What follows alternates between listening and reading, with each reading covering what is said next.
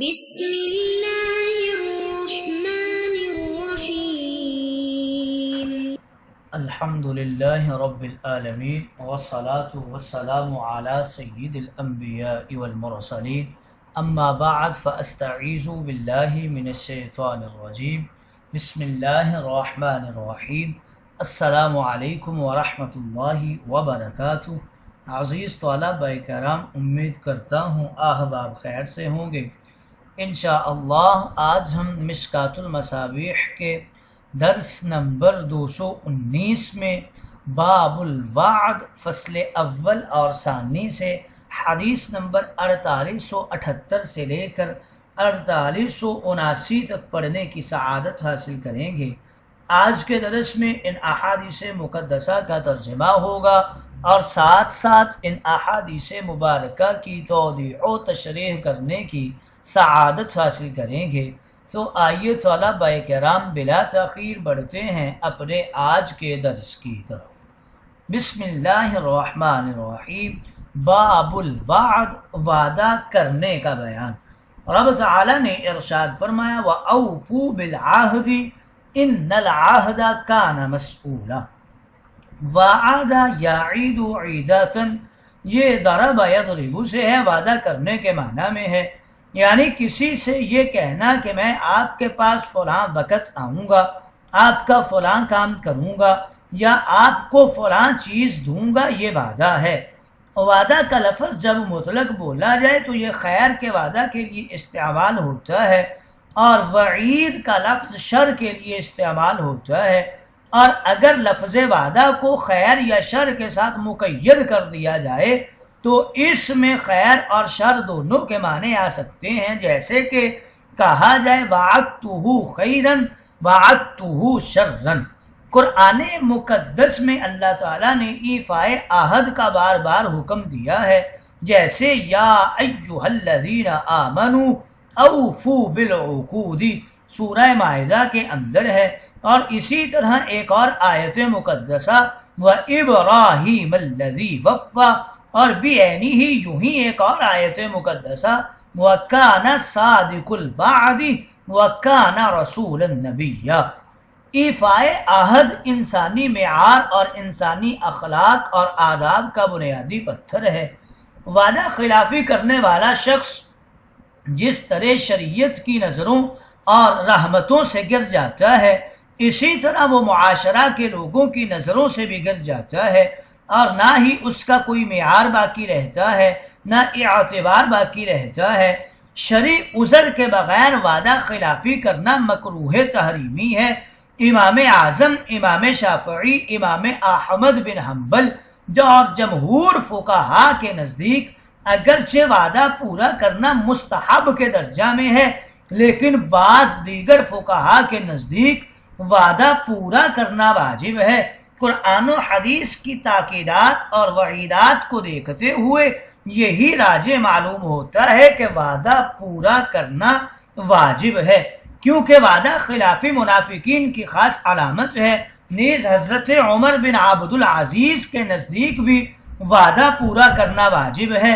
اب وعدہ کے لیے ضابطہ یہ بنا کہ اگر کوئی شخص وعدہ کرتا ہے اور پوری کوشش کرتا ہے کہ اس کو پورا کرے، لیکن بوجہ مجبوری اس کو پورا نہیں کر سکتا، تو وہ شخص قرآن و حدیث کی بیان کردہ وعید میں نہیں آئے گا۔ احادیث کی یہ وعیدیں اس شخص کی طرف لوٹ رہی ہیں اور اس شخص کی طرف متوجہ ہیں جو وعدہ کرتے کرتے وعدہ خلافی کی نیت کرتا ہے کہ میں نے تو اس کو پورا نہیں کرنا، اور دوستوں سے کہتا ہے میں اس کو ٹرکاتا ہوں۔ یہ مسلمانوں کا کام نہیں ہے۔ آئیے طلبہ کرام وعدہ کے مختصر سے تعارف کے بعد اس درس کی فصل اول کی طرف بڑھتے ہیں۔ حضرت جابر رضی اللہ تعالی عنہ راوی ہیں، وعن جابر قال لما مات رسول الله صلى الله عليه وسلم وجاء أبا بكر مال من قبل العلاء الحضرمي فقال أبو بكر من كان له على النبي صلى الله عليه وسلم دين أو كانت له قبله عدة فَلْيَأْتِنَا قَالَ جابر فَقُلْتُ وعدني رسول الله صلى الله عليه وسلم أن يعطيني هكذا وهكذا وهكذا فبسط يديه 3 مرات. قال جابر فحث لي حثية فعددتها فإذا هي 500 وقال خذ مثليها. متفق علیہ. حضرت جابر رضی اللہ تعالی عنہ کہتے ہیں جب رسول کریم اس دار فانی سے تشریف لے گئے اور خلیفہ اول حضرت ابو بکر صدیق کے پاس علا بن حضرمی کے ہاں سے مال آیا تو حضرت ابو بکر صدیق نے کہا جس شخص کا تاجدار انبیاء پر قرض ہو وہ آ کر وصول کر سکتا ہے، یا پھر جس شخص سے تاجدار انبیاء نے کچھ دینے کا وعدہ کیا ہو تو اس کو چاہیے کہ وہ ہمارے پاس آئے۔ حضرت جابر کہتے ہیں یہ سن کر میں نے کہا رسول کریم نے اتنا اور اتنا اور اتنا دینے کا مجھ سے وعدہ فرمایا تھا۔ یہ کہہ کر حضرت جابر نے اپنے دونوں ہاتھ 3 مرتبہ کھولے۔ حضرت جابر کہتے ہیں پس حضرت ابو بکر صدیق نے ایک بار اپنے دونوں ہاتھ بھر کر مجھ کو زر نقد عطا فرمایا۔ میں نے اس کو شمار کیا تو وہ تعداد میں 500 درہم تھے۔ پھر انہوں نے فرمایا کہ اسی طرح 2 مرتبہ اور لے لو۔ یہ بخاری و مسلم کی روایت ہے۔ گویا اس حدیث مقدسہ میں اس بات کی طرف اشارہ ہے کہ جانشین کو اپنے پیش رو کا وعدہ پورا کرنا چاہیے۔ کہ بلہ عیدۃ، قاف پر زیر ہے، با اور لام پر فتح ہے، عندہ کے معنی میں ہے، یعنی تاجدار انبیاء نے ان سے کوئی وعدہ کیا ہو یا کسی شخص کا تاجدار انبیاء پر قرض ہو تو وہ میرے پاس آ جائے، میں ادا کروں گا۔ اس حدیث سے معلوم ہوا کہ جو شخص کسی کا خلیفہ یا جانشین بن جائے تو اس کو چاہیے کہ وہ اپنے پیش رو کے وعدوں اور قرضوں کو پورا کرے۔ یہ مستحب ہے خواہ وہ جانشین وارث ہو یا وارث نہ ہو۔ صدیق اکبر وارث نہیں تھے لیکن جانشین تھے، مگر آپ نے تاجدار انبیاء کے وعدوں کی ذمہ داری قبول کی۔ ہاذا یہ لپیں بھرنے کی طرف اشارہ ہے۔ فحث حثیۃً اسی لپے بھرنے کو کہتے ہیں، یعنی حضرت ابو بکر صدیق نے دونوں ہاتھ بھر کر درہم دے دیے۔ جب میں نے گن لیا تو اس نے 500 درہم تھے۔ حضرت ابو بکر صدیق نے فرمایا کہ اس کی مثل 2 دفعہ اور لے لو تاکہ 3 لپیں بن جائیں اور تاجدار انبیاء کا وعدہ پورا ہو جائے۔ گویا حضرت جابر کو 1500 درہم مل گئے اور اسی کا وعدہ تھا۔ اس باب کی فصل ثانی کی طرف بڑھتے ہیں۔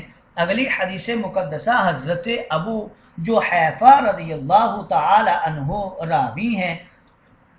وعن ابی جحیفہ قال رأیت رسول اللہ صلی اللہ علیہ وسلم ابید قد شاب وکان الحسن بن علی یشبہہ وامر لنا ب13 کلوسا فذهبنا نقبلها فأتانا موته فلم يعطونا شيئا فلما قام أبو بكر قال من كانت له عند رسول الله عيدات فليجي فقمت إليه فأخبرته فأمر لنا بها رواہ الترمذی۔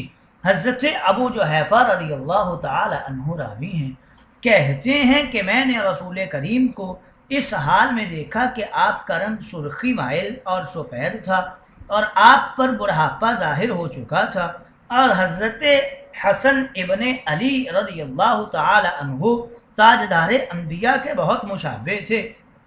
تاجدار انبیاء نے ہماری جماعت کو 13 جوان اونٹنیاں دے جانے کا حکم دیا تھا، چنانچہ ہم ان اونٹنیوں کو لینے گئے تو اسی دوران ہمیں تاجدار انبیاء کی وفات کی خبر ملی اور ہمیں کچھ بھی نہیں دیا گیا۔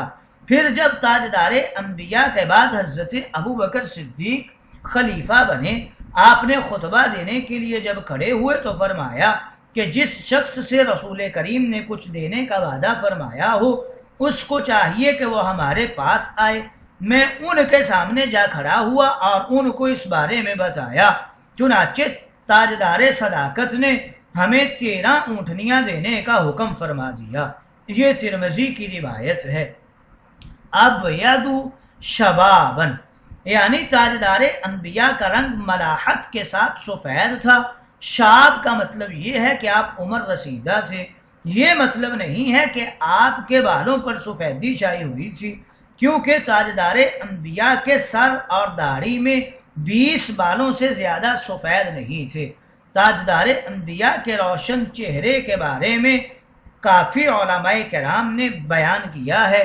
जैसे हज़रत जाबिर की ही हदीस है कि आप फरमाते हैं, मैं कभी चेहरा मुस्तफ़ा को देखता हूँ, कभी चाँद को देखता हूँ, फिर फैसला यही करता हूँ फ़इज़ा हुआ अहसनु इंदी मिनल कमर के आसमान के चाँद से ज़्यादा हसीन मेरे महबूब का चेहरा है।